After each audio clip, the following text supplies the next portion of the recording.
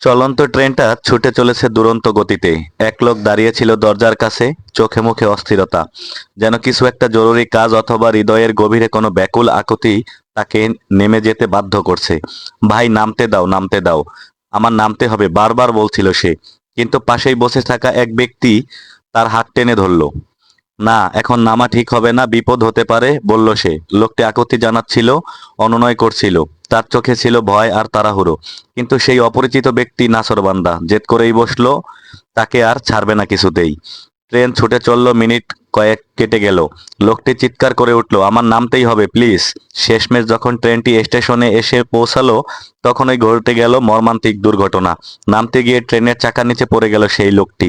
এক মুহূর্তে থেমে গেল সবকিছু, আর জীবনের গতি, আকুতি, সব। সেই ব্যক্তি যে তাকে ধরে রেখেছিল বসে রইল নিঃশব্দে। এখন আর কিছুই করার যাবে না, কিছুই আর করার নেই তার।